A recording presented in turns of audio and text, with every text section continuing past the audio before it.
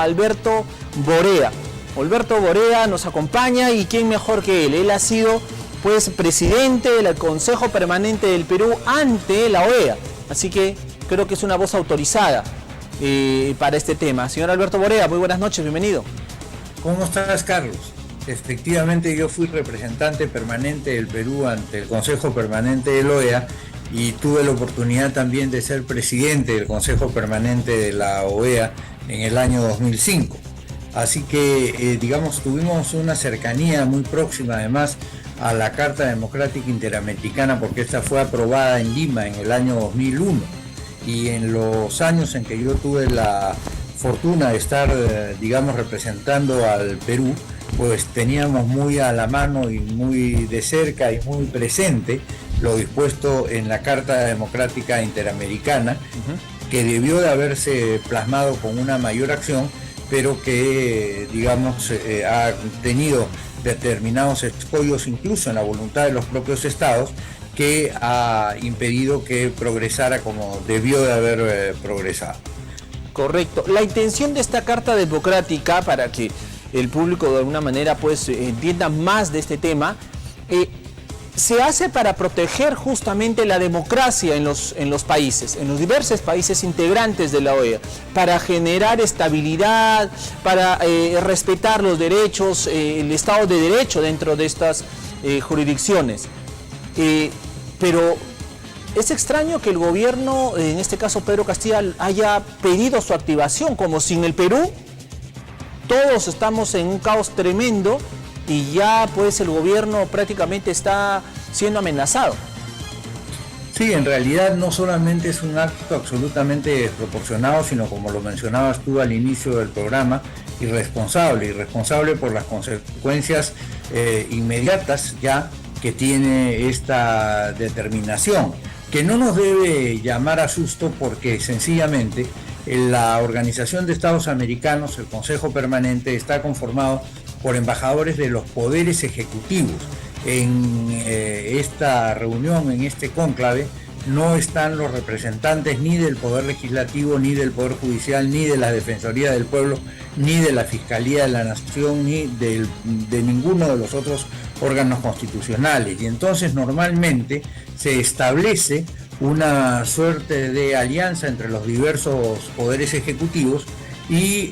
normalmente por cortesías propias que se dan al interior de las naciones, cuando alguien pide, digamos, que haya una activación de la Carta Democrática, se concede de inmediato, porque efectivamente se hace fe,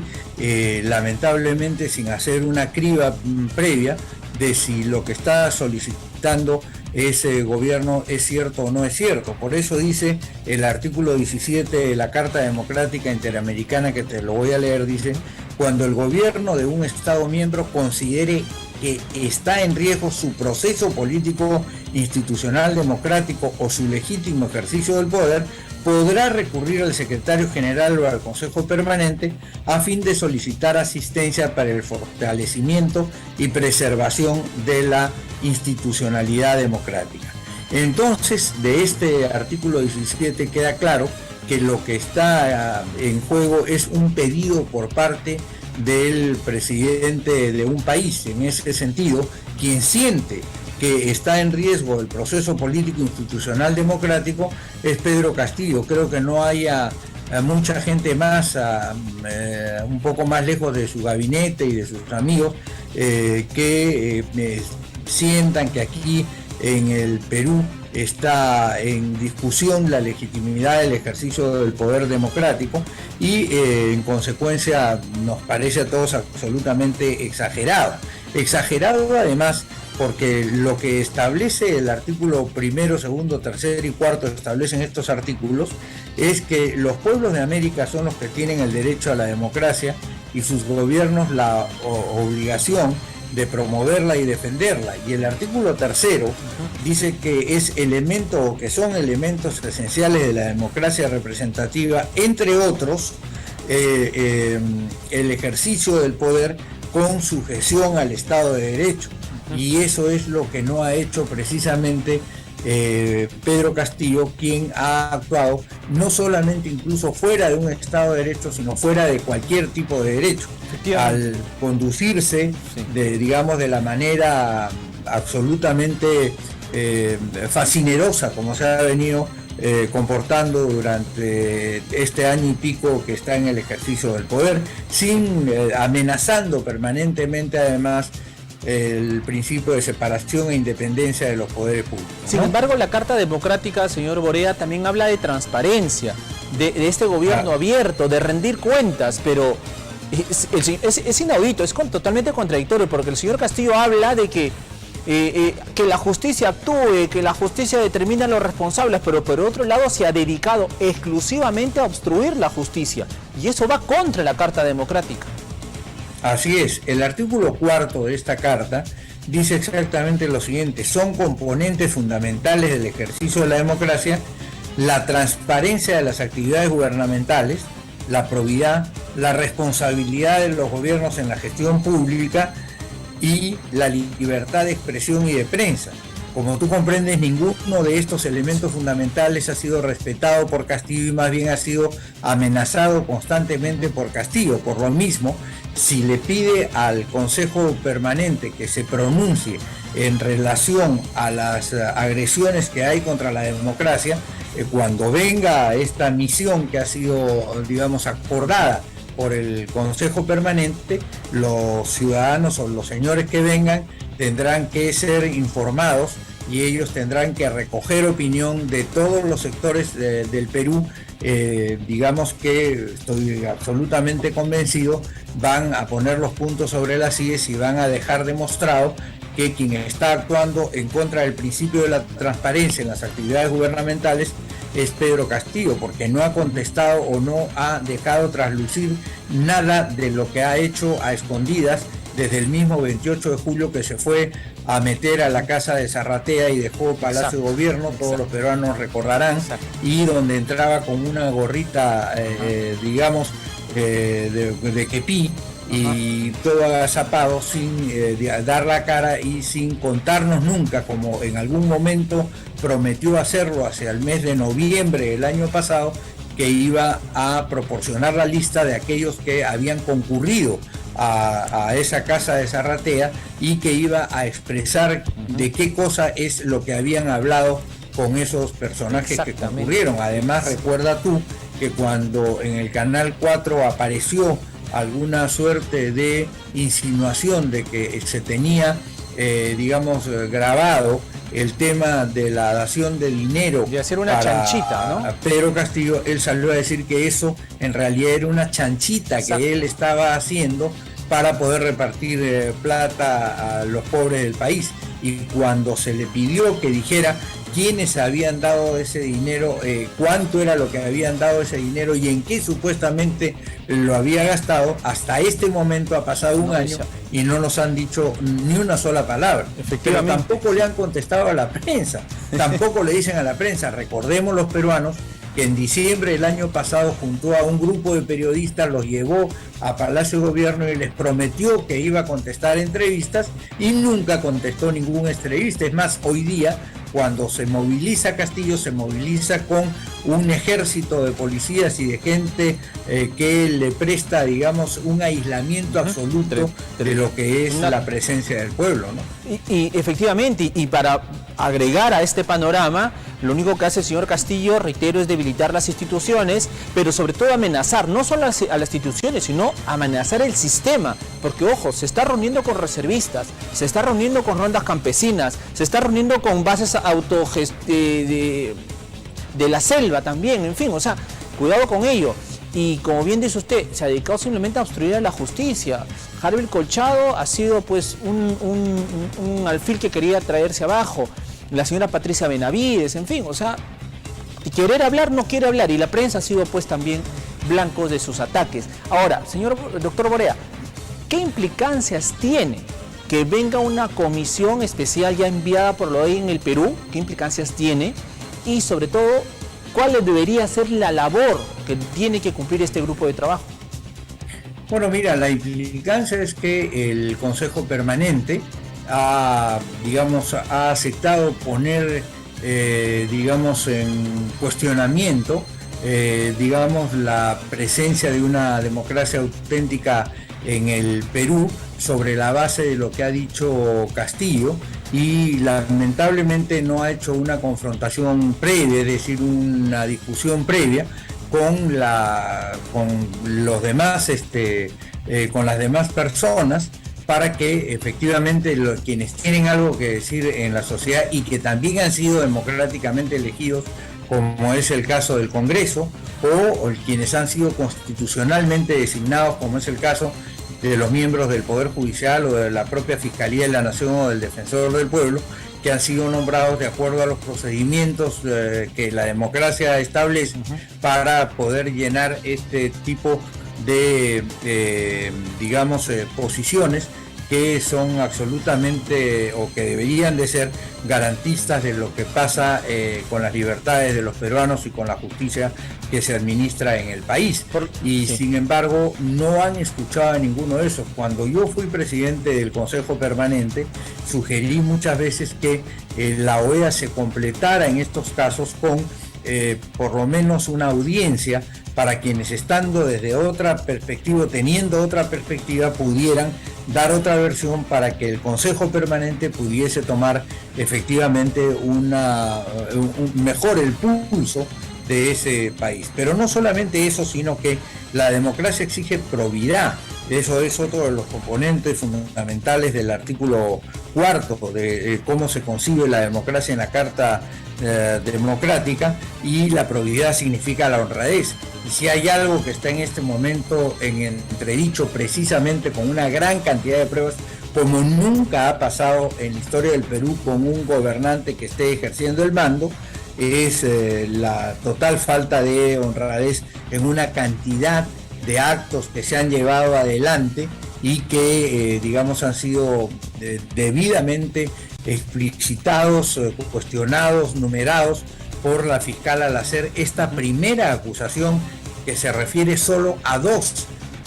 de las 7 carpetas que ella tiene. O sea que te imaginarás todo lo que puede ir viniendo, y además todo lo que ya está apareciendo a raíz de las declaraciones de los testigos y de quienes han decidido colaborar, digamos, porque supuestamente se vieron compelidos o se vieron tentados de realizar una cantidad de actos indebidos, digamos, a instancias o al requerimiento del ciudadano Castillo, ¿no? Ahora, para resumir, en todo caso, la comisión especial tiene la obligación de escuchar a todas las partes involucradas, no solamente al gobierno, a los representantes del gobierno. O sea, debe hacerlo. En realidad, para escuchar a los representantes del gobierno no tiene que venir ninguna comisión. Ya habló Landa, ya dijeron lo que tenían que decir en Washington, en la sede del Consejo Permanente, y lo que tienen que venir a ver ahora es qué opina el resto de la sociedad y cómo funciona la democracia. Por ejemplo, cuando seguramente los medios de comunicación, que espero sean, digamos, entrevistados por estos comisionados, le enseñen a los comisionados, digamos, las filas de gente a las que Castillo hace ir, digamos, supuestamente para, digamos, defender por la fuerza eventualmente cualquier posibilidad de que el Congreso ejerza sus funciones conforme lo establece el texto de 1993, en tanto que el Congreso puede, digamos, controlar el trabajo del Poder Ejecutivo y declarar eventualmente una suspensión temporal mientras duran las investigaciones de una persona que está muy cuestionada. Este es un tema además que viene de Inglaterra, desde el siglo XIV, del siglo XIII, el famoso impeachment, ¿no es verdad?, donde se dijo precisamente no existe en este momento una norma, pero es tan absurdo que una persona que está siendo juzgada por tal cantidad de acusaciones siga en el poder gobernando al pueblo inglés, que esta persona tiene que ser puesta en suspenso, tiene que ser sacada inclusive del cargo que está ocupando, y tiene que, digamos, dar cuenta de aquellos actos de lo que está siendo acusada. O sea que, digamos, cualquier interpretación que se haga sobre el texto del 93 corresponde en primer lugar al Congreso, porque es lo que se llama el intérprete auténtico de una Constitución, y en segundo lugar al Tribunal Constitucional, que es el que en todo caso tendrá que definir si lo que se está haciendo en el ejercicio de cada uno de los poderes es constitucional o no. Y en eso no tiene nada que decir la OEA. O sea, ese es un tema que corresponde a los organismos que además nunca se ha acusado que hayan sido, digamos, intervenidos por ningún ente externo, ¿no es así? Mira, por ejemplo, el Tribunal Constitucional ha sido conformado en una comisión que fue presidida nada menos que por un congresista que pertenecía al grupo que salió elegido con Castillo, a Perú Libre. No sé si después se ha vuelto digamos, a integrar alguna de estas bancadas que se han desgajado de Perú Libre, pero eventualmente esta persona y esta comisión fue presidida por esta persona, o sea que no pueden decir que ahí hubo gente que era extraña a los, digamos, intereses comunes de la nación. Lo que se hizo en esa comisión fue designar gente que además, dicho sea de paso, son personas que conocen el derecho constitucional y que tienen un buen despliegue en su vida tanto particular como pública, ¿no? Para ir concluyendo, doctor Borea, si bien es cierto la OEA, como usted dice, que es una institución respetable, pero ahora se está poniendo en tela de juicio la labor del actual secretario general, el señor Luis Almagro, al considerar que tiene un matiz político. Y bueno, esto puede ser un decir, sin embargo, hay pruebas que de alguna manera lo avalan, ¿no? Las reiteradas veces en que el señor Almagro ha respaldado el gobierno de Pedro Castillo. Desde el año pasado, en diciembre estuvo aquí, hizo la Asamblea General en Lima, en Perú, en fin, o sea, pide el diálogo, que se deje de rencillas. Hay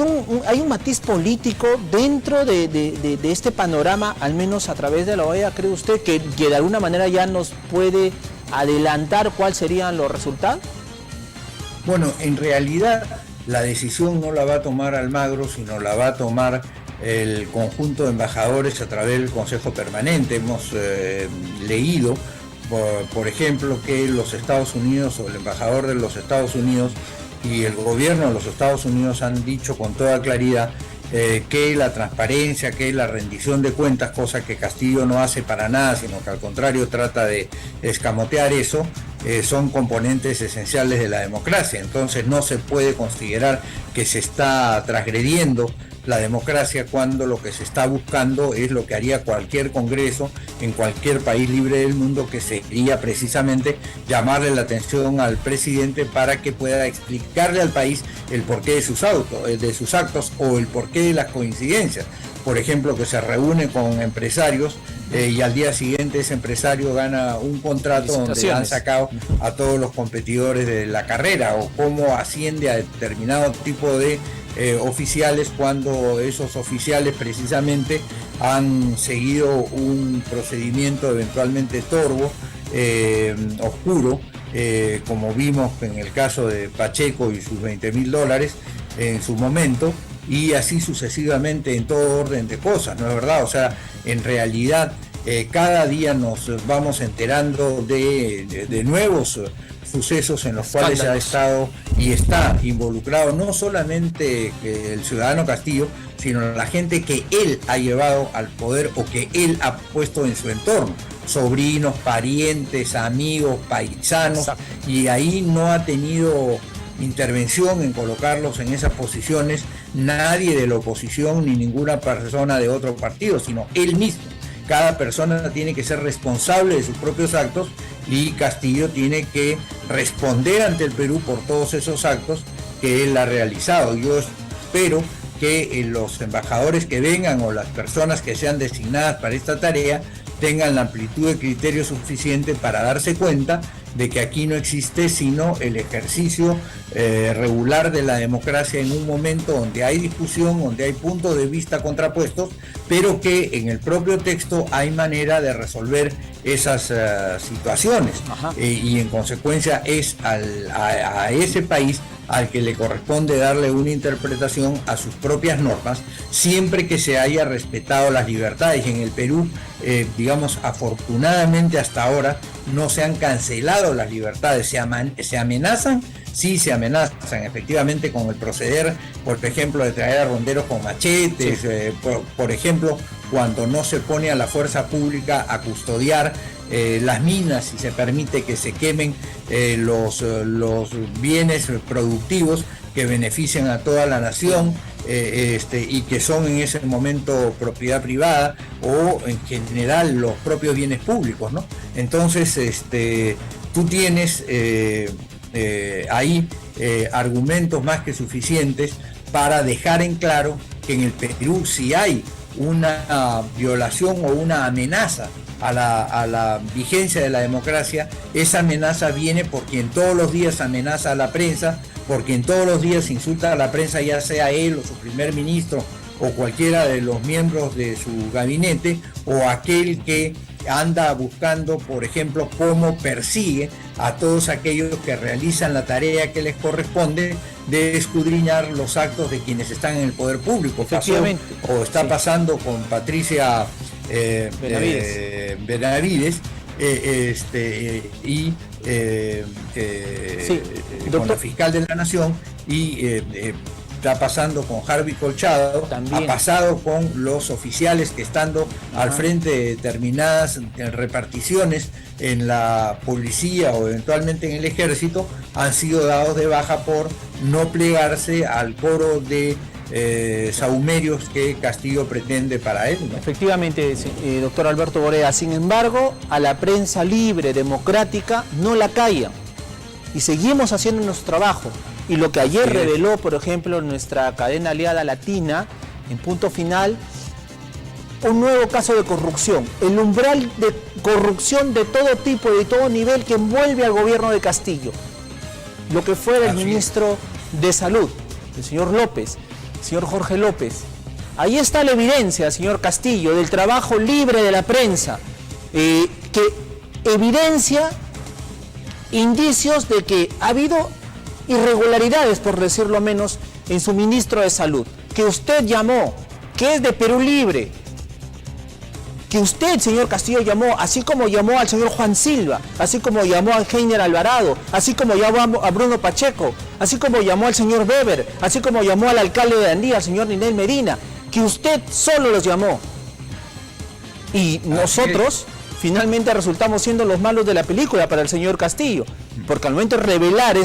todo esto, que al final termina él votándolo porque ya era demasiado el rocho que tiene, ¿no? Entonces somos los malos de todo este escenario político, cuando simplemente cumplimos nuestro deber, señor Castillo. Y ahora ha sido la prueba fehaciente de cómo se hacen las cosas de manera correcta, y gracias a la prensa se descubrió Zarratea, y gracias a la prensa descubrió toda esta cadena de corrupción. Pero, señor Borea, aquí estamos, como usted bien dice, allí,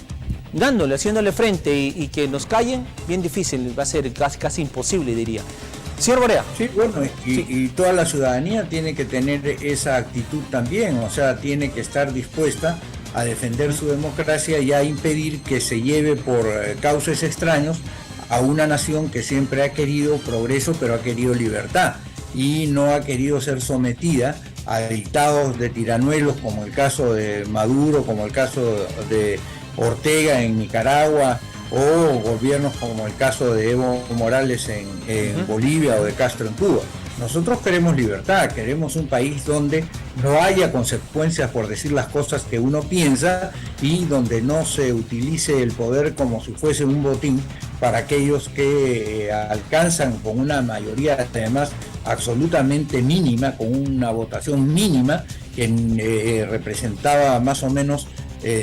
una décima de la votación del cuerpo electoral del Perú. No nos olvidemos que Castillo fue elegido a pesar de todas las mentiras que ya había dicho en la primera vuelta para engatusar al pueblo solo el 10.3% de los electores, o sea, 89.7%, casi el 90% de los ciudadanos peruanos no nos comimos esos engaños, y sin embargo él quiere aparecer como que representar al pueblo, cosa que ya no puede hacer. Él tiene que, luego del proceso electoral del mes de octubre, de comienzos de octubre, la palabra pueblo tiene que desaparecer de su boca, porque él no representa al pueblo, y hemos visto clarísimamente los resultados electorales donde ni él ni Perú Libre, el cual hablaba Cerrón como si se tratase de su propiedad,